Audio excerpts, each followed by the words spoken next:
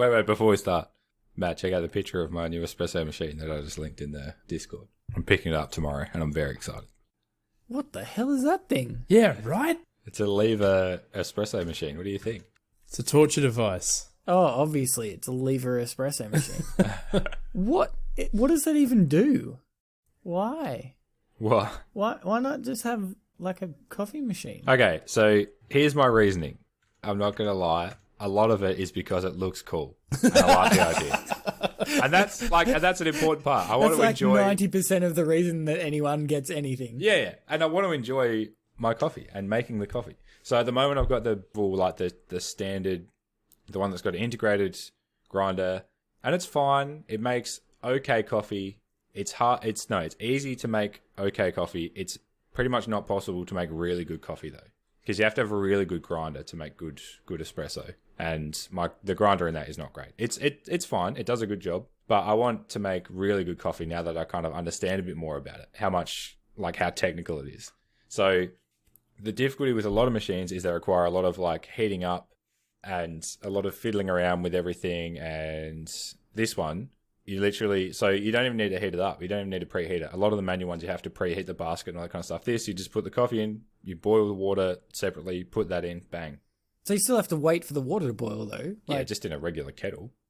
Yeah, but I have a coffee machine that makes coffee by boiling the water as it comes through, the pipes. But to properly make espresso, you have to preheat the basket and everything like that. And that takes about 20 minutes. What? Yeah. Sounds like you might be becoming a coffee snob, Sam. Yep. Oh, I 100% am. You should see the other stuff I've got. Oh, God. I don't even want to know. I've got an AeroPress. I've got a V60. That's filter coffee stuff, by the way, and that's super tasty. But for all of those interested, the other thing that's coming with this, though, is I also ordered a much better grinder, and that was expensive. Oh, yeah, because, grinding coffee makes a huge difference. It does. Oh, of course it does. The more uniform the grinds are, the better the extraction is, and the better, more clarity and flavors you get. Righto. It's the uniformity that makes it taste good, or it's the particle size? It's both. It is. No. It can't be both. It's not like good coffee tastes good. There's obviously a particle size that you're going for, and the more of that particular particle size. It depends on the coffee, where it's from, and the roast as well. Yeah, wouldn't it more depend on, absolutely more depend on the roast and the type of coffee? Yeah. Aren't you, splitting hairs, really, when you get, 95% of it is the roast, and then, the extra 5%. It's diminishing returns, surely, at this point. All right. You know what? Here's my recommendation for this week. Is go and watch James Hoffman's YouTube videos. He is barista is the worst way to describe him, but he's won World Barista Awards and stuff. Sounds like a barista. He owns a coffee roastery and stuff, and he has a channel where he talks about just random coffee reviews and whatever, and then he talks about the science behind espresso and the science behind everything around coffee. And it's super cool, and it's really, really interesting, and that's what's got me into it more. I'm imagining it's one of those things that I definitely enjoy sitting down and drinking a cup of coffee, like I do enjoy sitting down and drinking a glass of red wine, but I don't know enough about either.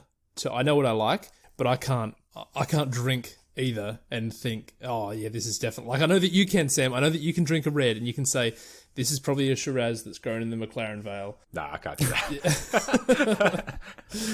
I wish I could. I can identify things after they're told to me. I can't identify them without. Well, my recommendation this week is a guy named John James, and he does really interesting videos about the science behind red wine and how you can tell why it's so good and blah blah blah blah blah. Hey, just told you, if you want to appreciate your coffee. Yeah. No, people know. That's the thing. I would love to have an espresso made from your machine, Sam. But I can almost guarantee you that what I'd prefer is a big milky cappuccino. Yeah, with a shot of hazelnut or something. But that's just me because I don't know how to appreciate. If you know what I mean. I think you have to know how to appreciate those kind of really fine flavors. It's probably a bit like chocolate or cheese and wine and that kind of thing. Should we do the intro? Oh, yeah. We've done it again. Yeah, sure. Let's do it.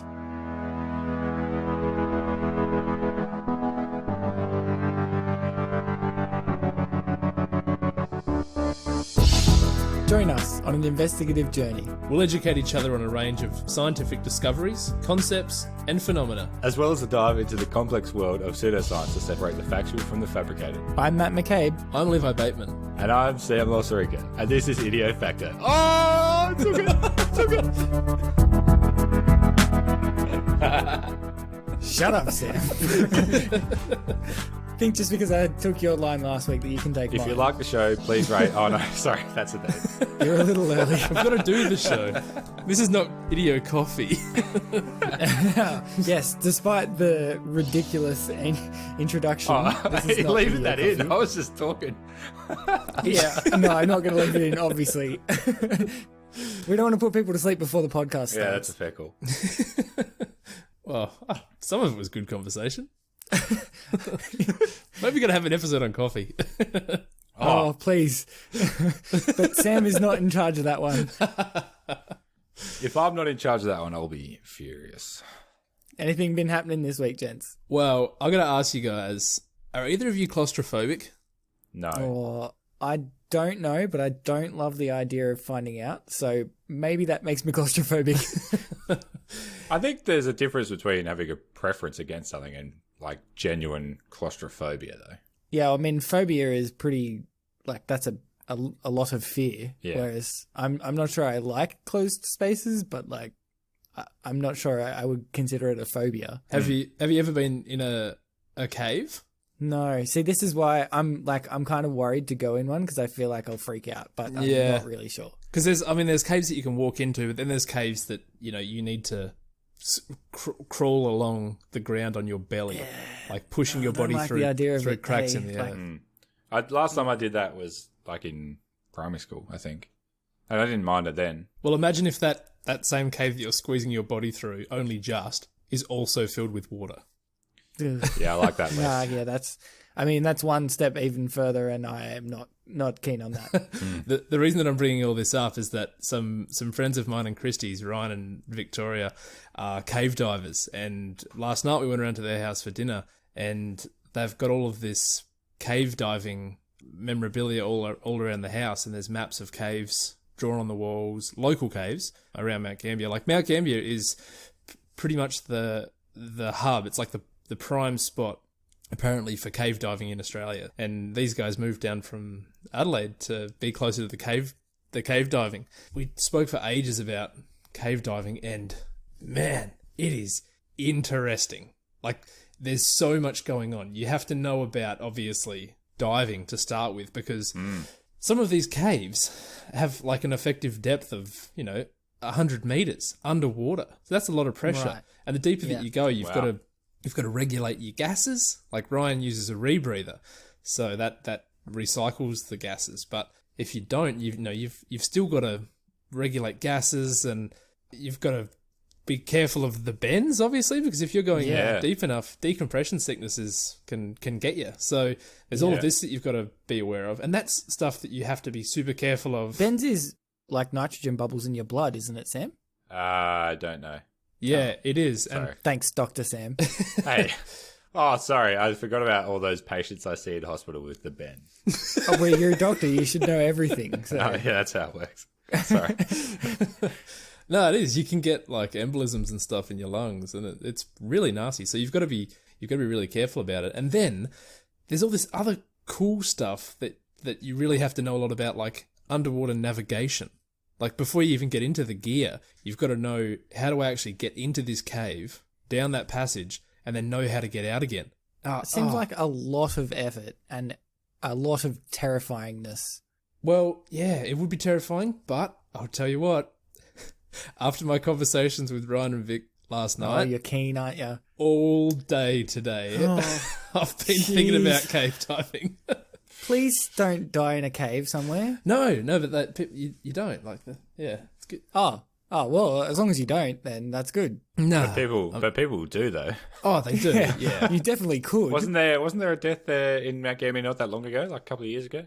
Yeah, there was. Yeah, our friends Ryan and Vic knew this lady, so it was. It can happen. It doesn't happen all that often, but yeah, fantastic exploration. Like, Ryan goes to these places that literally no other human has ever been. And there's not many places now on the earth where you can do that.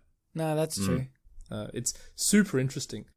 That's not my recommendation. I wouldn't recommend that people get into cave diving, but Idiofacto don't recommend that you go cave diving, especially if you have no experience. Especially if you've never done it or dived or been in a cave.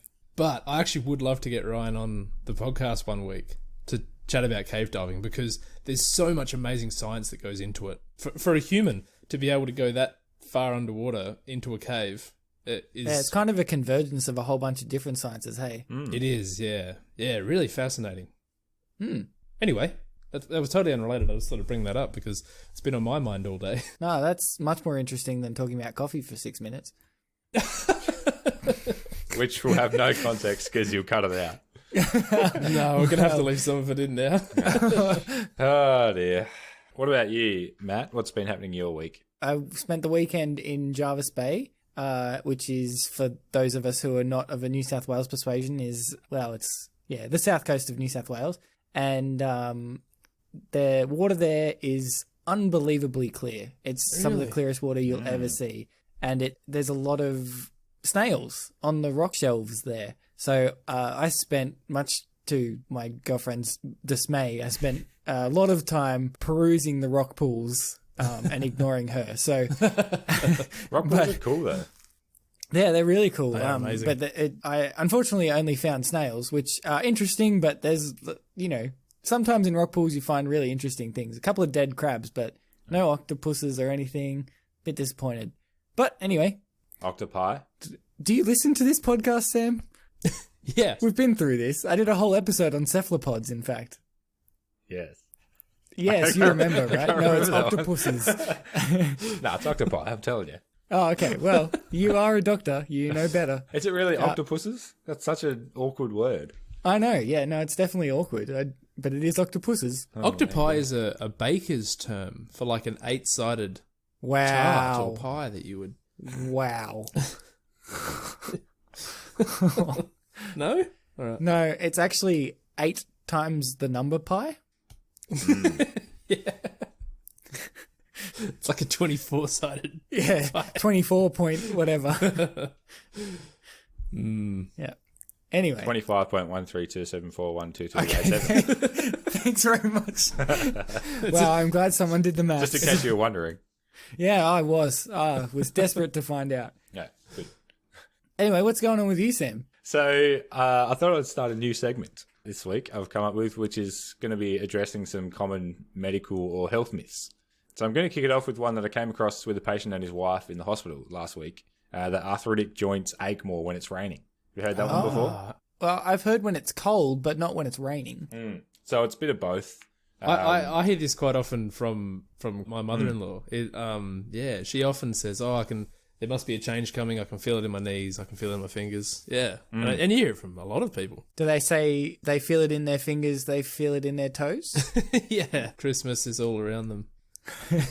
I was going to go for Love, but yeah, that's Love Actually. Yeah, It's good. I like it. Yeah. Great movie.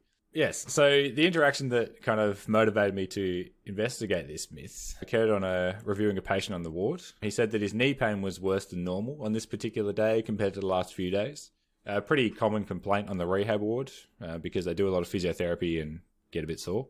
But his wife was visiting and she interjected, well, it is raining outside. And he said, oh, yes, that may be it. This is a patient who'd been to the hospital for a couple of weeks. So he's been in like a temperature and humidity controlled environment throughout. So why would the rain make his... So the fact that it's more? raining outside makes absolutely no difference to the inside humidity or temperature. No, it's like a barometer though. It's the air pressure. Interesting point, Levi. So this is a complaint that I've heard really very frequently, especially in GP placements in the community. Hear it quite a lot. So I'll start with a quick couple of definitions just about arthritis. There's several different types of arthritis, but the most common two by far are osteoarthritis and rheumatoid arthritis. Mm-hmm. Have you heard of those? Yeah. Yes. So osteo is degenerative, the classic kind of wear and tear arthritis that results in joint pain, stiffness, reduced range of motion in the joints. It's the most common form of arthritis and increases in incidence with age, and it can affect single joints, multiple joints, most commonly the bigger joints like knees, hips, shoulders. It can also affect the hands, wrists pretty commonly. Basically any joint, but they're the most common. Is osteoarthritis hereditary? osteoarthritis is not hereditary. Okay. Right. I think there could be genetic factors that predispose you to it, but the actual condition is not hereditary. Okay. Right. Well, that's good because Chrissy's mum's got it. I mean, it's not good for her. No. Not good. No. I'll cut that bit out. Yeah. Rheumatoid arthritis, however, is an autoimmune inflammatory condition where the immune system attacks the tissue of the body by mistake. This causes inflammation and swelling of the joints. It commonly affects multiple joints all at once, has a tendency to affect the hands and fingers and wrists in particular. It also affects knees, hips, other large joints. And there's a few other different types of arthritis, but these are the most common, and these are the ones I'll be talking about today. The old adage that the cold weather or the rain affects the joints has been around for a very long time. The most significant issue I had with researching this was the variety in study topics. There was actually quite a lot of literature on it, which kind of surprised me. Of very good quality literature in good journals, in quite reputable journals like Journal of Rheumatology and British Medical Journal. There's a study on Cochrane. Study specifically pertaining to weather affecting joints. Yeah, weather affecting arthritis and pain. Yeah. Right. So some were either studying osteoarthritis only or rheumatoid arthritis only or studying both. Some were studying pain in general. There was a few that were specific for low back pain. Mm-hmm. And then some studies were measuring whether temperature, humidity, barometric pressure, rainfall, or a combination of all of them were factors that affected it. So it was a big range all around the kind of the same central theme. The most difficult variable to compare was the outcomes. So some looked at subjective reporting of pain. Some relied on a lot of recall from patients. Some looked at more objective measures of disease activity. So there's a scale that we measure rheumatoid arthritis disease activity by, which is a validated tool. And then some looked at visits to ED or GP practices with complaints of pain, which was then correlated with weather data. Overall, there was a lot of evidence, a surprising amount of evidence, and it was very variable, though, and very difficult to interpret. And I'll be honest, my assumption going into this was that this myth was a combination of psychological phenomena, so, poor state of mind leading to increased perception in pain, which is well known, and a strong confirmation bias. So remembering all the times that it rained and the joints hurt, but then forgetting all the times that the joints hurt on sunny days and forgetting all the days where it rained and the pain wasn't so bad. Yep. However, my conclusions were quite interesting and again taught me a lesson about making assumptions and about the biases I have in my own thinking. Yeah, I mean, I just made assumptions about how the weather cannot possibly affect it without thinking that barometric pressure might actually make a difference. Yeah. So, I mean, the broad conclusions I could draw from the studies that I saw, and I'll include all my references in the show notes, can be best summarized as there does seem to be a correlation between increased humidity, decreased barometric pressure, and worsened joint pain, especially in rheumatic patients. There is some data for osteoarthritis as well, but the evidence for rheumatoid seemed more objective and kind of a stronger correlation. I wouldn't say more conclusive, but a stronger correlation. It was quite inconsistent across studies. It doesn't seem to apply to back pain or pain in general. The effect was most profound in the subjective measures, but there was still a significant increase in symptoms in the more objective measures and in disease activity. But the number of visits to hospitals or to GPs for pain do not increase with cold weather or rain in the studies that looked at that specifically. And if anything, a couple of them actually showed a trend in the opposite direction.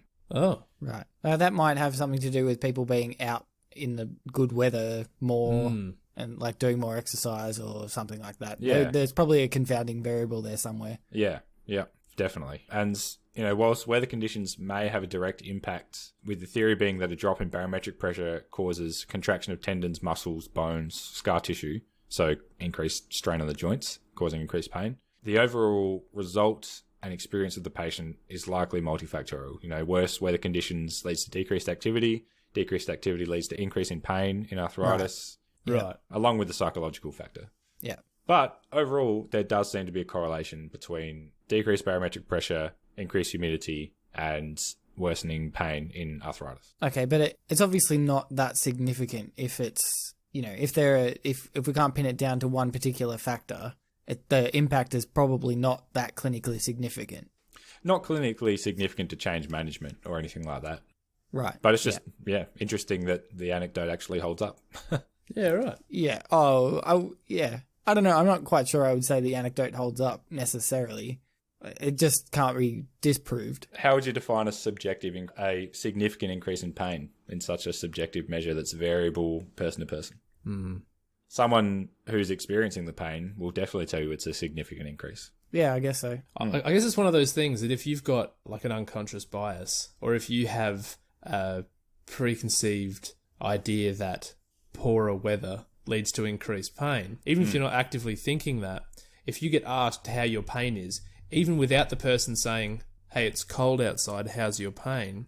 You will know what the weather's doing, and you may give an altered answer, thinking, oh, how is my pain? Oh, it is cold outside. That's called the observer effect, and it's a logical fallacy that the mere act of asking someone to observe something can change the result. Yeah.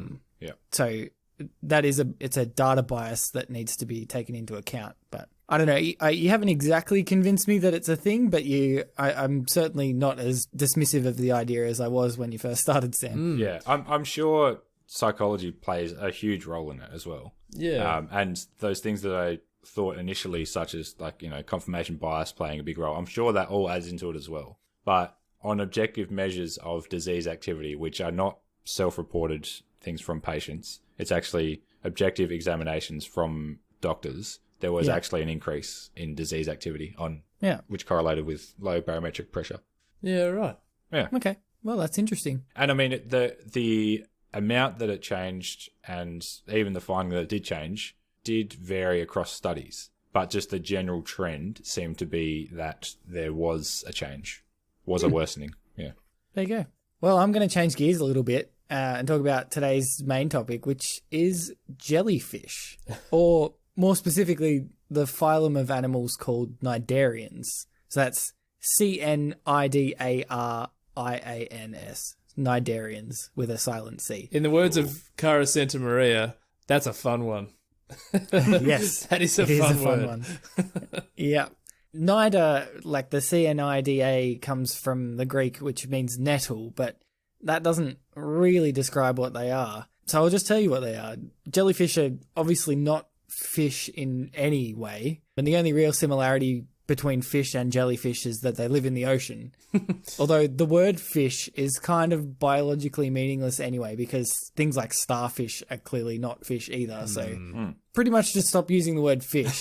There's no such thing as a fish. There's no such thing as a fish. We'll get into that at some point in the future, and I think we've spoken about it in the past as well. Definitely. From now on, we'll call them sea jellies. How about that? I mean, nida meaning nettle, that kind of does describe them. They're like a big nettle bag. Like if you get one that's like dragged across your hand. Yeah. Well, the thing that makes them Cnidarians is they all possess a particular type of cell called cnidocytes, which I'll talk about soon, but they're basically, like a barbed harpoon, which is the bit that stings you. Wow. Cnidarian sounds very Game of Thrones. Game of Thrones. Yeah. House Cnidarian. It does. Yeah.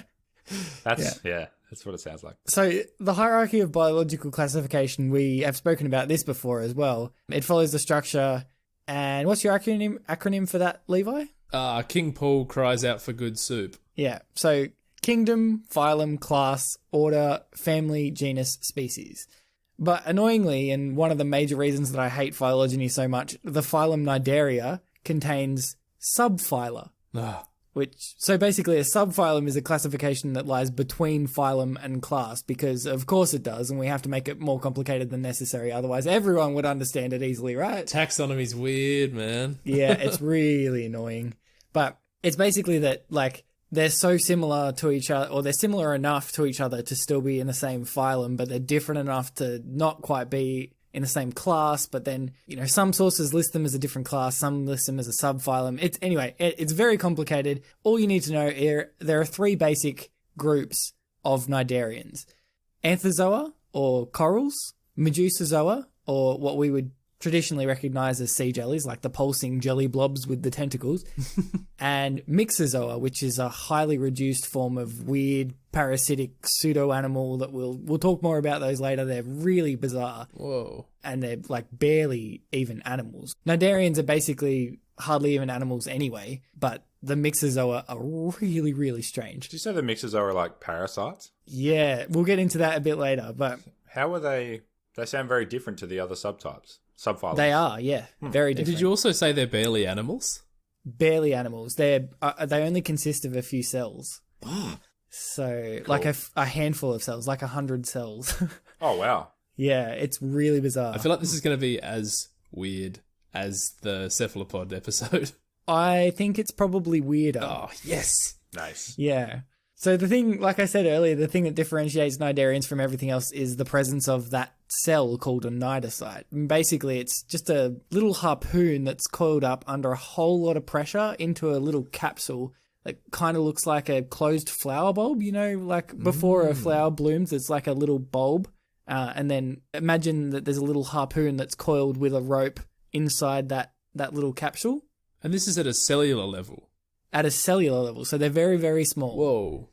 And just on the outside of the bulb is a little hair called a cilium.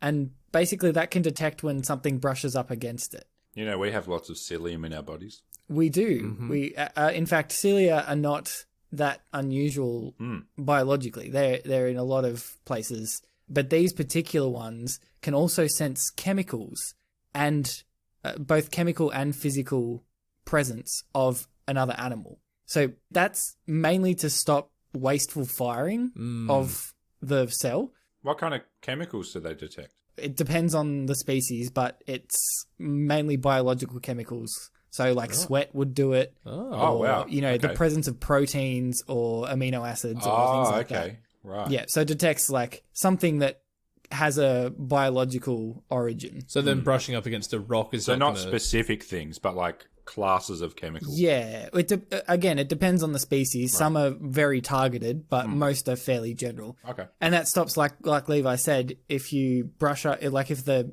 jellyfish was to brush up against a rock, for example, it wouldn't just fire all its cells, because once they're fired, they're used up and they have to make more. So if you didn't have a chemical signal as well, and you just fired off all these cells every time you touched anything at all, then it would be... That's a bad scenario. Yeah, I mean, it's just wasteful, basically. Yeah, real messy. Wow. I'm just going to pretend that didn't happen.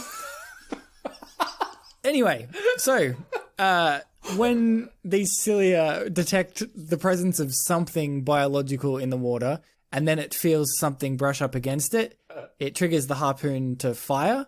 And because it's under so much pressure, it shoots out of the little bulb and it sticks into whatever brushed up against it, and then it starts to pump in a bunch of venom. Cnidarians only have 2 cell layers. Most higher organisms have 3, but the 2 cell layers for Cnidarians are like there's one on the outside and there's one on the inside. So apart from sponges, they're basically as simple as animals can come. They don't really have brains. They don't really have organs. They don't really have digestive system. When you say 2 cell layers, do you mean 2 layers of cells in the organism or 2 layers within the cell? I mean, 2 layers Of cells. of cells in the organism. But not a single layer of cells, because they would be Some, literally in a invisible. lot of cases, it is a single layer of cells. Wow. How do you see them? You can't see them. You wouldn't be able to see the cells, no. But the cell layers surround a jelly-like substance, which is okay. called mesoglia. Oh, so that's not part of the animal, that jelly stuff. The mesoglia, the jelly stuff, it is part of the animal. It's secreted by the cells in the layers, but it's basically just collagen and water, effectively, or some collagen-like proteins and water. Does it serve a purpose, or is it just structure? Structural. Yeah. Yeah, right. No, it doesn't actually serve an actual purpose. It's just kind It's of not like keeps like its a shape. primitive circulation where it's got nutrients or anything stored in it. Some jellyfish have muscular cells in, epitheliomuscular cells in the mesoglia, but that's kind of rare. Right. It's an exception rather than the rule. So it's basically just jelly. It's not, there are no cells generally in that stuff. It's just to keep the structure of the thing. They don't have a mouth or an anus. Well, they kind of do. They've got an opening. It's kind of just the same opening for both. So, like if you imagine a typical sea jelly, it brings the food up into its bell through this little opening, and then it digests it, and then the excess stuff gets like spat back out through the same hole. It's almost more like a mushroom. I mean, if you imagine it like a mushroom. It's just like a predatory medusa, which is the typical sea jellies, it'll grab prey and it'll feed it up into its bell, and then sometimes the fish can still be swimming around inside the bell, but it starts to release digestive enzymes, which then start to break down the fish. And then the stuff that it can't break down, it basically just spits out its mouth anus. Whoa. So it's not a complicated process. It's not anywhere near as complicated as in vertebrates. It's just sort of like we'll put this in the vague area of our body, and then we'll just release all these enzymes, and then hope that we absorb some of the nutrients, and then spit the rest out. So where do the enzymes get made? In the cells. Like there's only 4 types of cells that they have. Epitheliomuscular cells, which do the contracting. They have nerve cells. They have digestive cells, and they have the stinging cells, the cnidocytes.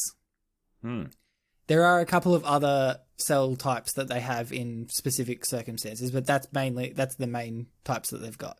That's amazing. So they're actually able to, when you say grab a prey, they're not seeing it, and they're not thinking this feels like a prey. It's all no. So they don't have a brain. They have nerve cells that all connect together. Like they all connect together, and sometimes they have a concentration of nerve cells in certain areas that act as kind of like sensory organs. Like there's a collection on top that kind of detects light better than other areas, or they have like sections below that detect chemicals better than other areas. But basically it's just a big nerve net. It's not like information goes in, information goes out. No, so there's not like one singular area that feeds signals to the rest of it. It's just all sort of like all one big net that connects together. So they don't do anything that we'd recognize as thinking, for example. Wow. They're basically just driven by chemical and physical signals. So like they can orient themselves based on where the light's coming from. They can react to a strong poke by increasing their, like, I don't know, flap speed? I don't know what you call it. The movement speed. They can sense when prey is near with the cilia and get their cnidocytes ready to fire. But basically they're at the mercy of wind and tide, and they just hope that something edible swims unwittingly into their tentacles, basically. And then once they do that, once something unwittingly swims into their tentacles, they sting it and often paralyze it with the cnidocytes. Then they use the epitheliomuscular cells to kind of contract the tentacles up towards their bell, and then that's when the digestion starts. But it's not always like fish. It depends on the species of jellyfish as to whether, they prey on fish, or whether it's plankton, or whether it's like algae in the water, or whether it's just microscopic cephalopods or other mollusks. They all have a similar structure where they've got like they've got the mouth anus thing where it all just brings the stuff in there, and then all the digestion, whatever, just happens in that area, and then it gets excreted. Yes, that's correct. Okay. And then all of the nutrients are taken in by that layer. Yeah. And then I think the mesoglia can actually transport some of the nutrients to the outer layer as well. Right. Yeah. But there's no like circulatory system or anything like that. Yeah. And they don't need one. No, they don't need one. Because most of the layers are basically only one cell thick most of the time anyway. So you can just... it's basically osmosis that... Yeah. They don't need a digestive tract to transport everything and break it all No, down. because it doesn't need transporting. It just sort of is absorbed by the cells at a cellular level. Yeah. It's just there where it needs to be. It's very, very primitive. It is extremely primitive. It's about as primitive as it comes. The only other thing that, like I said, is simpler is kind of like sea sponges. And the way that they transport, they don't really have cells. They kind of have cells, but there's not like tissues at all. Like there's no tissues. It's just kind of, I think they're called amoebocytes that transport, like they move literally to all the cells, and they transport nutrients around Anyway, Porphyra is another interesting phylum that we really need to look into another day, because that's like even more primitive than jellyfish. But today we're talking about jellyfish. Let's talk about the 3 subphyla, or the classes, or whichever, depending on which textbook you consult, will give you a different answer. But so the 3 subphyla, that we'll start with Anthozoa, which is from the Greek anthos, meaning flower, and zoa, meaning animal. So basically flower animal. Oh, that's nice. And this is the coral. Corals. So sea anemones, stony corals, and soft corals. I love etymology. So I'm actually pretty proud that I said anemone correctly without stuffing it up like Nemo. Yeah. Anemone. A lot of people say anemone, though, don't they? Probably. It's a hard word to say, Yeah. but Anemones. Anemone. Anemones. Yeah. Yeah. So there are three main types of anthozoa. There's hexacoralia, which have six-fold symmetry. Octocoralia, I'll give you a guess as to how many. 3. Yes, it's 3. Correct. Yes. Octocoralia. Octo. Yes, we understand that it's 8. I understand that it's 8. Wait, what do you mean by that though? Yeah, what's the fold? Yeah. So we have bilateral symmetry, as in like we. Oh, okay. I see. Oh. So one side of us is the same as the other, but we only have there's only one line down the middle of us that we are symmetrical. Whereas there's branches out from the center. Yeah. Yeah. Yeah. Has like Wow. 6 or 8 identical parts. Yeah, so you can draw basically 6 lines through it and they'll all be symmetrical. If you imagine it like a fan, for example, like fanned out, you could draw 6 lines Yeah. and it would be symmetrical on either side of those 6 lines. Yeah. But then you can't draw any more than 6 lines. Yeah. Yeah. And then same with the 8-fold is you can't draw any more or any fewer than 8 lines, basically, and have it be symmetrical. Yeah. It's really like the same thing exists in sea stars. If you imagine like starfish, that makes it a lot easier to understand. So you can only draw through like a 5-armed starfish, for example. You can only draw like 1, 2, 3, 4 lines where they would have symmetry. That to me seems quite strange. It's quite a human way of sort of classifying an animal. Yeah. Everything, but our classification is inherently in characteristics that we identify. Yeah. And It kind of has to be because classification is so hard to do anyway because it's a continuum basically. So we have to just choose arbitrary characteristics that we can differentiate between. Yeah. There is a third type of anthozoa, getting back to where we were. It's called Ceriantheria, and they look like regular anemones, except they can withdraw themselves into a tube, like a turtle withdrawing itself into a shell. I love Very these cool. guys. Yeah, like you see them, like if you touch them, they'll go and like suck themselves back into the Yep. tube. It's very cool. Awesome. So the best way to think of anthozoans is like a free-swimming jellyfish that's been turned upside down and can't move anymore. It just kind of hangs its tentacles up in the air, waiting for something to come and get stung. Like some of the hard corals, in addition to the mesoglia, which is the jelly stuff, can also secrete calcium carbonate as part of their skeleton. So that's the white stuff that's left behind when you see coral bleaching, for example. All the living stuff's dead, and it's just the skeleton that's left. So most anthozoans have symbiotic photosynthetic organisms called zooxanthellae, which is a really cool word. ZOOXANTHELLAE. Wow. Very cool, very weird word. Basically, it's just a term that means unicellular photosynthetic organisms that live in their tissue. And it means that some don't even have to prey on anything at all. They just get their nutrients from the symbiotic algae, effectively it is, basically. Pretty much all anthozoans are under threat from increased sea temperatures and higher ocean acidity due to climate change. But if you want more information about that, head on over to our season 1 episode on climate change. and they wouldn't have the capacity to adapt. Like what would they adapt if the temperature got too high for the cells to survive in? They would just die. Pretty much. Yep. Oh. I guess they could increase the thickness of the cell membrane. But not quick enough, you wouldn't think. Probably not quicker. I mean, that's the deal with most species. And when it comes to climate change, is the speed of change is the thing that's gonna do them in. You know what I mean? Like if it happened over thousands of years, there might be scope for evolutionary change. Especially the ones that replicate or Yeah. Well, replicate quickly. so Cnidarians use both asexual and sexual reproductive methods. Right. Reproduce was the word I was trying to find. Oh, yeah. Sometimes they produce exact clones, and sometimes they produce sexually. So they use 2 different genomes. But anyway, I haven't actually gone into their reproduction because there's too much else to talk about. That's amazing. Yeah. If you have a marine aquarium at home, please buy your coral from reputable vendors because there's a massive illegal coral trade and it can really damage reef ecosystems because they basically just go and pick everything up and don't leave anything there. So it just does huge damage. So please get them from sustainable, reputable dealers. This is probably not something that you know, Matt, but is it common for animals to be able to reproduce sexually and asexually? It's fairly common in this level of simplicity. Right.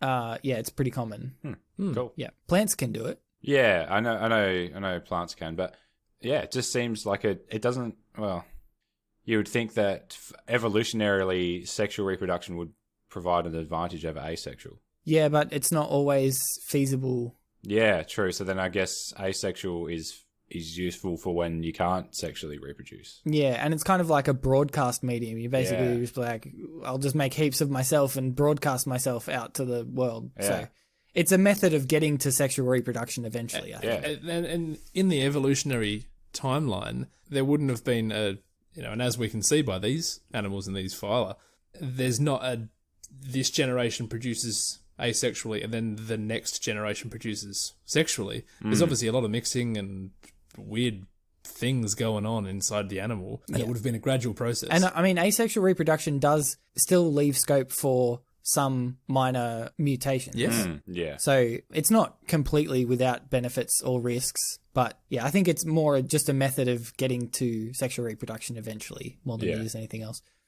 So the second group of Cnidarians are Medusozoa, and that's from the Greek gorgon called Medusa, who was basically a woman with snakes on her head instead of hair. And I think it was just named that because they kind of look like an upside down Medusa, like the tentacles. Imagine the tentacles are snakes, and that's kind of what they look like. So these are like what are most recognizably called jellyfish, the free-swimming bell-shaped blobs you've seen at the beach or in an aquarium. There's four main groups of Medusozoa. There's the cubozoa, or the box jellyfish, which are the really dangerous tiny ones. There's hydrozoa, which are like little plant-like guys that move around the ground doing somersaults. They look like a Groot that just kind of does somersaults around on the ground. They're very, very small. I haven't seen these. The scyphozoa, which are called true jellyfish. Basically, that's the quintessential jellyfish that you've seen a billion times. Right.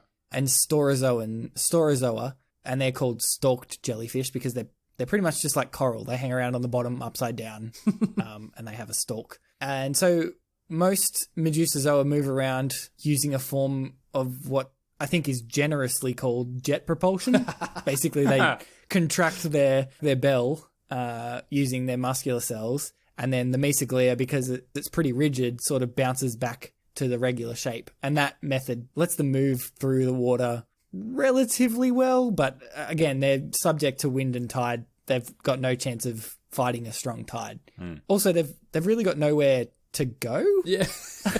Yeah.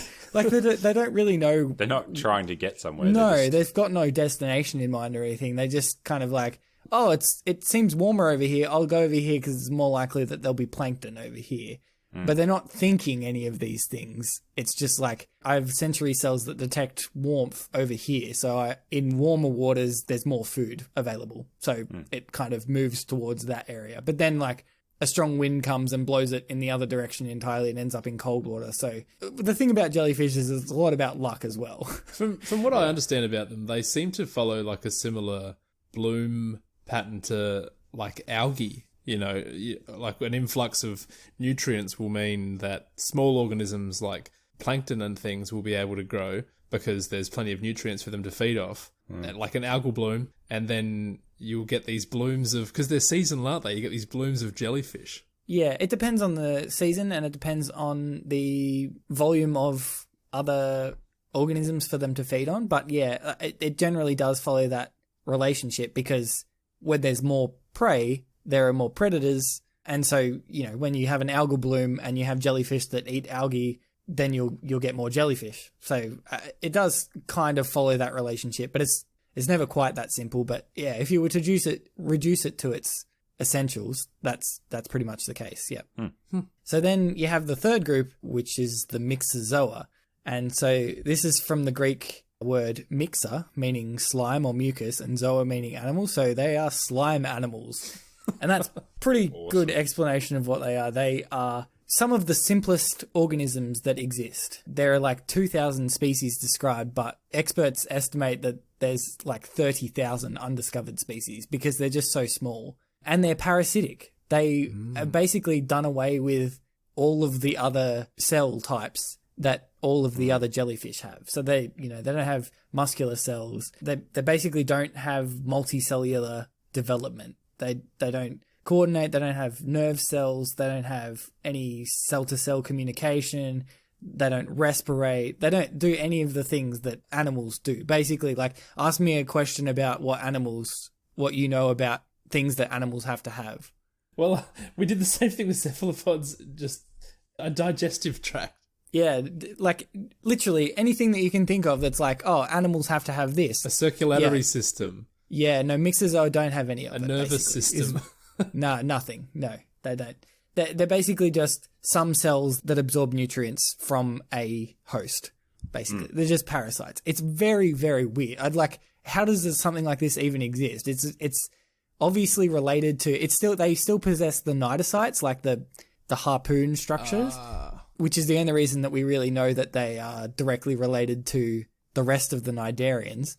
But they're so simple that, like, if you just saw one and you didn't know what a cnidocyte looked like, you'd be like, I don't know, is that just a bacteria or something? Like, right, but it's still classified as a multicellular organism. Yes. So it's not like a cluster of, like algae, like a cluster of single-celled organisms behaving as one. It kind of is, though. This is what I mean, where, like, classification is a spectrum, right? It's a continuum. Yeah. Because they obviously did sometime in the past, like they share a common ancestor with all the Cnidarians, right? So at some stage in the past, they had all of these structures, and they've just over time lost all of those complex structures because they haven't needed them. They've been living parasitically off other organisms and using all of their structures. So yeah, really, really weird things. Yeah. So basically, Cnidarians are just some of the coolest animals. I mean, they're technically animals, but, like, are they? Yeah. It's just one of those groups that's just like, wow, this is about as simple as it gets while still being animals, and they're amazing. Well, that's the thing. I mean, I sort of compared them to at least two different other kingdoms, like fungi and algae. And funnily enough, they share a lot of common characteristics with those two groups, and yet they're still considered animals. So right. Yeah. They have more in common with animals than they do with those other groups. But taxonomy is bizarre, and we've just had to draw lines somewhere, you know. That's it. Wow. Well, that was super interesting. Yep. Yeah, that was fascinating. This week, I'm actually just going to have a bit of a chat about wireless charging. Oh, yeah. And following on from the electricity theme of last week, talking about solar, I got inspired to do this because I actually have started using a wireless charger at work. And really, not by choice, it was because work provided us with iPhone 11s, and they only have one port on the phone, and that is the charge port and the headphone port. So when I have phone dial-in meetings that go for 2+ hours, and I like to have my headphones in because I don't want to talk on speakerphone because it sucks, and I don't want to hold the phone to my ear, I put my headphones in and have the conversation that way. But obviously, if you have a 2-hour-long phone conversation, your phone battery starts to drain, and I can't plug the charger in because my headphones are plugged into the charger port. So you can get an adapter for that, just for the record. But you can, but that's if you want to pay $120. It's ugly as, and then you've got like this two cords going into the one hole, and it's this bulky. I've seen them. So look, I know there's a solution for this, but I'd rather not have an ugly thing in my phone.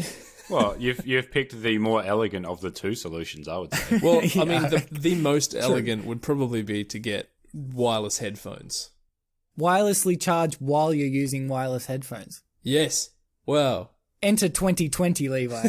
0-port phone. Kind of. I mean, it's not all it's cracked up to be. And I'll get onto it because there's a few different types of wireless charging, but the other types are way too complicated to get into right now. But they do involve laser beams, which is awesome, and we'll talk about those on another time. But today I'm just talking about inductive charging, and probably more specifically about the Qi wireless charging standard, which is the standard of wireless charging that's been brought into pretty much all smart devices, phones and that are on the market. I think it's funny that they call it chi as well. It feels like a punch in the face to everyone who actually believes that chi is real.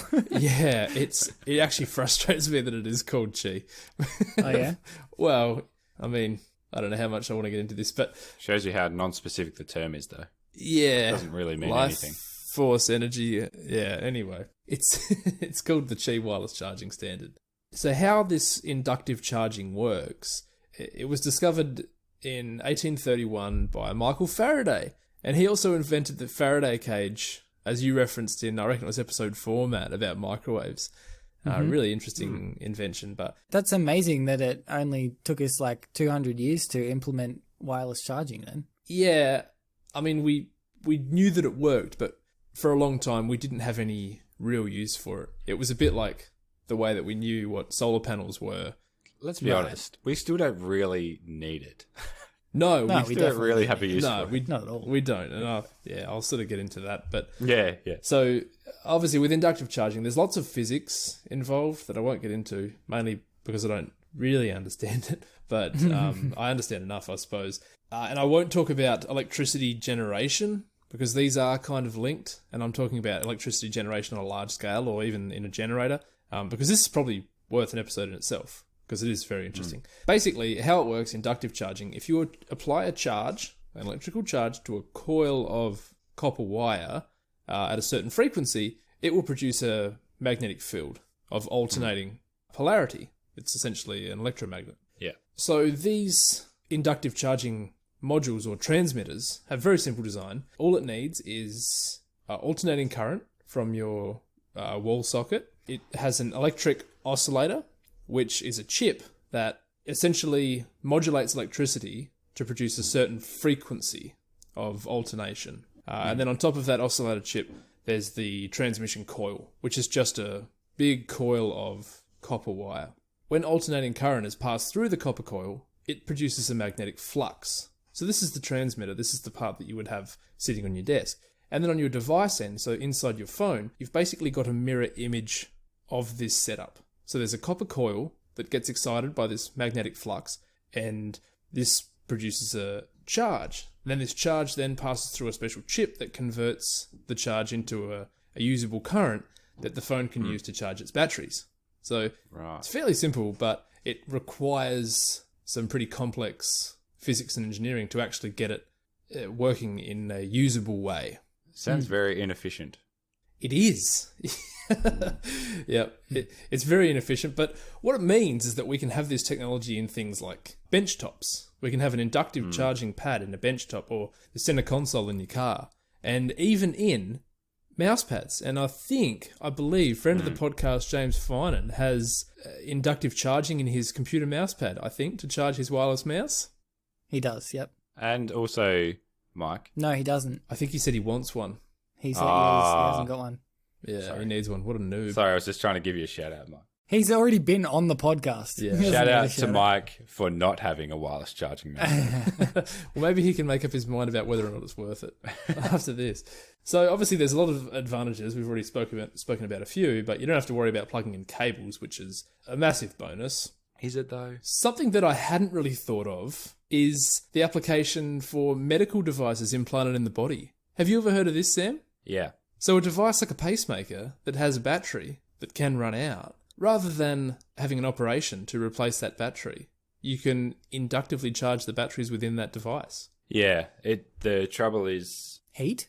yeah, and the battery operation is a pretty minor procedure. Right, okay. But there is still a risk of infection. There is. There certainly is. It's definitely not. It is something I have heard of. I don't deal with them enough to know if any of my patients have them with wireless charging in them. But I know it's something that's like starting to be integrated, but I don't think it's widely available at the moment. Right, okay. Well, the human body and phones are kind of the same in that if there is wireless charging, then there's less points of failure. So, like, you've probably had a phone that's died because the charger port no longer works. I know I have. That's because it gets a lot of use. I mean, that and the screen. But yeah, the charger port tends to wear out. There's also this is minor, but there's also improved visual aesthetics because there's no cables and you can have a device that doesn't have any ports on it, any holes. But there's massive potential for inductive charging for electric vehicles. So, Yeah. you can imagine, well, at a very realistic level, what you could have is electric cars that when they pull into a parking lot, on the ground in your car park, there's one of the transmitters. And directly over the top of that, where you park your car, underneath, on the underbody of the car, would be a receiver. And so, rather than having to recharge your car at your home, or going to a petrol station and plugging in your Tesla into a plug for half an hour or so, you can just park your car and it automatically will charge while you're doing your shopping. Obviously, there needs to be a lot of acceptance of both technologies before this is really happening on a large scale. I mean, that's the major issue with owning an electric car right now, is that in Australia especially, where do you charge it? Exactly. But imagine this. So there is the possible for this thing called dynamic charging, which is the possibility for cars to charge whilst travelling at high speeds on a highway. So if you have enough of these inductive chargers laid underneath the surface of the road, Recharge as you drive. theoretically, That's as you interesting. drive, you can actually receive charge. Or it could run your entire car just off electricity produced by this inductive charging effect. Obviously, that's a very long way away, but theoretically, it's possible. You actually can drive all the way around Australia with an electric car now. Right. Okay. Oh, that's great. I mean, in some areas you would have to very carefully plot your route, but all along the east coast and then into South Australia up to Adelaide, I know it's pretty easy. I can't imagine you'd have any dramas getting from, say, Geelong along the coast up to somewhere like Brisbane. Yeah, east coast there's lots of charging ports. Yeah. Obviously, there's a lot of advantages, but there's also some disadvantages, and you've mentioned a couple. But firstly, and most annoyingly, it is slower. So it takes about 15% longer to charge your device than a wired counterpart using the same power supply. It will also add cost to devices because of the extra copper and the extra chip involved. And also the price goes up because of marketing. But Absolutely. And just on that, it's actually starting to become a standard feature on a lot of smart devices. And if it's not included in the device, it gets marks taken off it. So yeah, they've kind of screwed us, really. Every device now needs to have this inductive charging in it to be competitive. I mean, I know you both don't seem to be fully embracing the idea, but I barely ever plug a cord into my phone these days. I have wireless earbuds and I only use a wireless charger like next to my bed, and I have a wireless charger in my car as well. Really? You must save so much time from all the time that it takes to plug in the cord into your phone. I have wireless earbuds, which is convenient for not having to have my phone on me all the time. I can walk around, and the range is good, so I'm like 25 meters away from my phone. It's fine. But we're talking Bluetooth, and that's a signal. Yeah, but wireless charging, like, is it that hard? If you're putting it down on a desk or on the bedside table, is it that hard just to plug it in? No, it's not, and that's the thing, is that it's inconvenient. So, hey, that I save like a second every time I don't have to plug it in, and those seconds add up, man. Do they? Yeah. Like, I do like the idea, though. I have seen a couple of cars now that have them in the car. That's cool. I like that idea. Yeah. If it's going to be somewhere where you're already putting the phone, Yes. sure. But if you have to introduce something to then do it where you could just plug it in anyway, I'm like, yeah, Yeah, that's right. Seems And the other unnecessary. thing with currently the range is so small that you really can't move around with your phone still charging. There is some technology that's coming up similar to Qi, but it has a greater range. It's about 30 centimeters. So if you're within 30 centimeters of this device, it can still be charging your phone, which I'm sure will probably frighten a lot of people. Oh yeah. But That'll cause cancer for sure. but currently, I'm not sure if it does, but they'll claim that it no, I does. don't think it does. But currently, you pretty much need to have your device resting on the inductive charging pad for it to actually be charging. And even then, it has to be almost so perfectly aligned. You know, if you, like my charger that I have at work, if I lay it on a landscape mode of my phone, I can't just put it down. I have to make sure that the phone lines up perfectly with the charger so that it actually starts to charge. But one of the interesting things is that it's really inefficient. As you said, Sam, Qi wireless chargers are actually only about 59% efficient. So you need to use an extra 40% more power, electricity that you're paying for, to achieve the same result. That seems like a massive waste to me. And if everybody in the world, think of everybody's smart devices, if everyone was charging these, because you charge them at least once a day. Like I generally would plug my phones in at least a couple of different times a day. But if you were charging these wirelessly, each time you sit it on the charging pad, it's using 40% more power than if you were to just plug it in. And that does add up. I don't know the exact figures, but you can imagine that there's obviously billions of smart devices in the world. And if we'll be using 40% more power to charge all of these all the time, that's a massive increase on the demand of electricity generation. Yeah. I mean, that's just the advantages. I went through both, but there's obviously huge advantages coming up in the future. Massive advancements for vehicles, highways, charging electric cars as they drive. Yeah, I like that idea. That's cool. And there's got to be increases in efficiencies, like with anything. Obviously, there's some physical constraints. We won't be able to get 100% efficiency, but hopefully we can get pretty close one day. It's still a technology that we haven't been using for all that long. The range, if the range increased, that would hopefully draw in consumers' interest in the product. But for now, whilst it's cool, it's sort of not all that useful. Not that much more useful than just plugging a charger cord into your device, in my opinion. I'm inclined to agree. I'm not, but that's fine. I mean, I don't disagree with any of the things you've said, but I like it. Yeah, I'm just a technophile. So. Don't get me wrong, there is something nice about, and I'm not totally knocking it either, I'm just saying it probably needs to get better. Like, Oh yeah, definitely needs to get better. I can't charge my phone very well if my case is still on it. I have to take my case off and have direct contact for it to charge. Yeah. It also is very slow, but it is very interesting, and I think it's. I'm hoping it's going to change the world, this inductive charging. Well, I mean, it might one day. It needs a little bit longer to progress, but hopefully Nibiru doesn't crash into the Earth before that happens. The cataclysm. The Nibiru cataclysm. I actually wanted to talk about the Nibiru cataclysm today. It's been on the list for a very long time. Have you guys heard of it before? No. Obviously you have, Levi. Yeah. I have not. So Nibiru is a heretofore undiscovered Earth-sized planet that allegedly has an orbit around our sun of approximately 3,500 years. So it was first discussed in 1976 by a journalist, not scientist, named Zechariah Sitchin, who translated a Sumerian cuneiform by himself, and he decided that Nibiru was linked to the creation of life. And in the mid-90s, a psychic named Nancy Leader announced publicly that the aliens that she could speak to had warned her that the rogue planet would collide with Earth, causing its complete destruction in 2003. And she was right. It happened and we all died at the end. Wow. Yeah, I remember that. Yeah. So when 2003 passed without incident, the date was changed by those who believed the prophecy to one that conformed to another doomsday prophecy, the end of the Mayan calendar in 2012. And that's probably the most well-known version of the Nibiru cataclysm, and they were right. It happened and we all died in 2012. Yep. Yeah. Oh, wait, no, sorry. If the facts that A, the Earth has not been destroyed by a collision with another planet, B, its existence was predicted by someone with no astronomical experience whatsoever, or C, the cataclysm was prophesied by a psychic who claimed to be in contact with aliens, if none of those are proof enough that Nibiru doesn't exist, then I'll science it out for you right now. Firstly, it's almost impossible for any planetary body to have a perfectly circular orbit.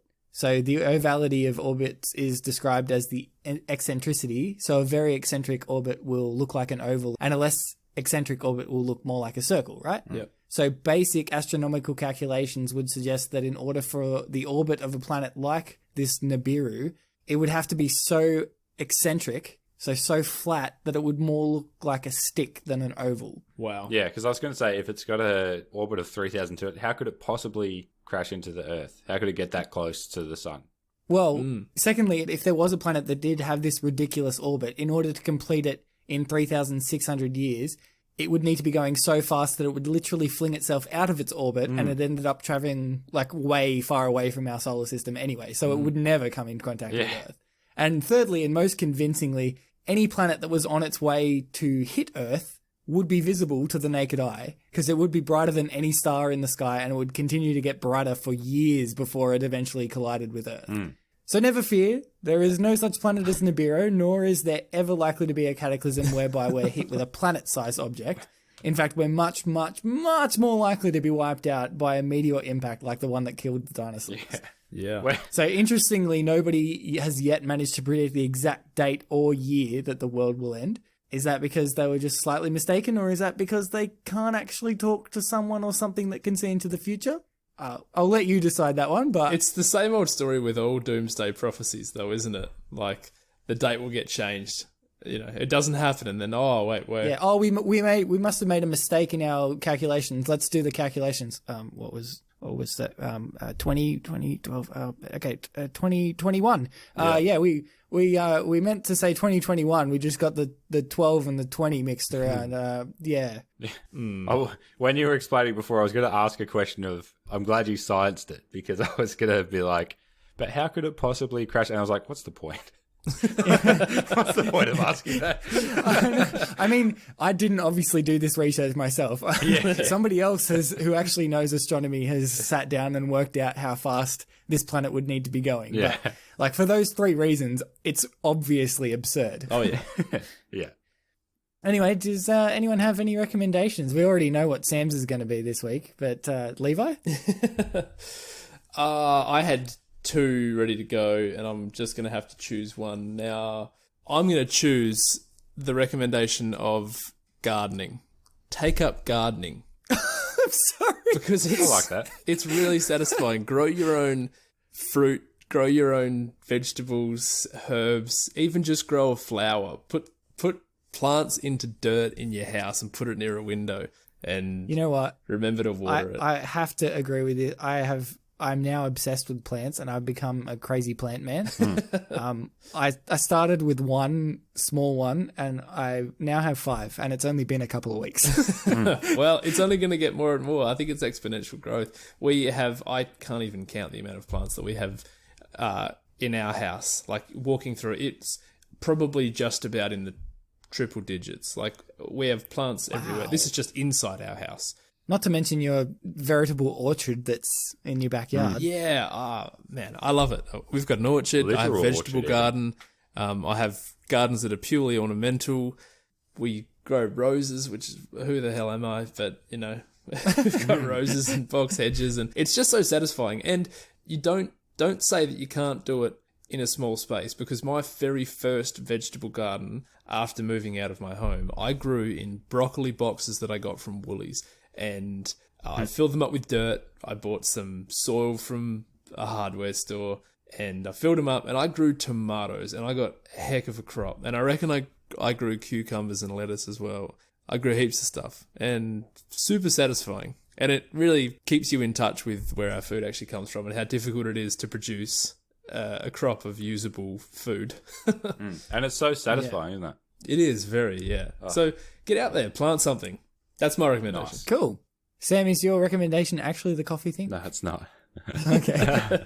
No, my recommendation is another podcast. No, we can't keep doing this. Gotta stop doing this, man. No. Hey, Joe Rogan has enough listeners. I don't know about you guys, but I listen to hours and hours of podcasts a week. And Me too. Yeah. as much as I love Video Factor, there's just not enough of it. So You're not Yes. the first, and you won't be the last to say that. I'm sure. This podcast is called No Stupid Questions, and it's hosted by Stephen Dubner and Angela Duckworth. So Stephen Dubner was one of the authors of Freakonomics. Don't know if you've ever read that book, but it's Yeah. very cool. Yep. And also he's got a podcast, Freakonomics Radio. And then Angela Duckworth, she's a research psychologist. She researches excellence, essentially. And she was the author of the book Grit, which was a very interesting book. I'm actually halfway through it at the moment. So why is it called No Stupid Questions? So essentially because they're friends, they know each other, and they just ask each other... That was a stupid question. Right? Yeah, but I was going to explain the show. I got it. But they essentially ask each other questions like, what is the optimal way to be angry? Oh. Does all creativity come from pain? Are ambitious people inherently selfish? You know, and they ask questions kind of like that. It's just very, very interesting show. They talk about it from a psychological and economical perspective. And yeah, very interesting. Love it. That does sound interesting. Great. Quickly becoming my second favourite podcast behind Idio Factor. No. And just ahead of Joe Rogan Experience. Oh yeah, Only just. only just by a large margin. So my recommendation this week is a YouTube channel by a guy named Mark Rober, and he's a science communicator, but he does these really interesting videos using well, mostly mechanical engineering, but a lot of different sciences as well. His most recent video was an obstacle course, like a Ninja Warrior course for some squirrels that were getting into his bird feeder in his backyard. And basically he just goes through, he goes through and he analyzes the way that they move around and they look for food. And it's full of really interesting mechanical engineering, really interesting biological analysis. And he does it in such an entertaining way. It's one of the best YouTube videos that I've ever seen, and I'll link it in the show notes for you. But his entire channel is full of amazing science videos, and I can't recommend him enough. That's so cool. I've watched that video, but I haven't watched any of his others. He has a video on a device that he builds to catch parcel thieves. Yeah. That's incredible. Oh, was that him as well? The one that shoots out glitter. Yes. Yeah. Oh, that's awesome. So definitely go to the link in the show notes, watch that video, and then subscribe to his channel and watch every video that he's ever made because they're all super entertaining. Yes. Well, that's it for this episode of Ideo Facto. Forward all suggestions, hate mail, evidence, and arguments to idiofacto@gmail.com. And you can reach us on Facebook and Instagram and all the other social platforms at IdeoFacto. If you like the show, please rate and review us on iTunes and share us with a friend. Links are in the show notes.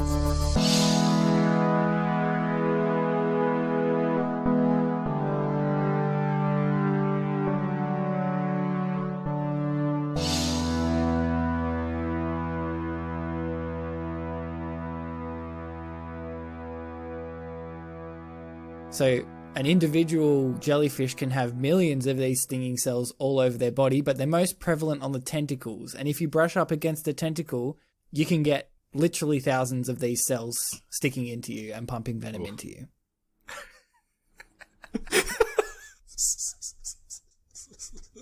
Jeez. All I can think of is that you're brushing up against a tentacle, something shoots out, and you get filled with cells. Well, none of this is making it in, obviously.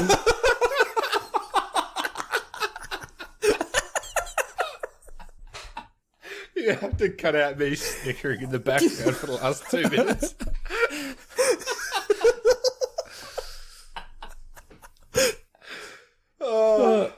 Grow up, you two. No, Why? Will not. So continue. Jeez. Despite my laughing, this is actually super interesting.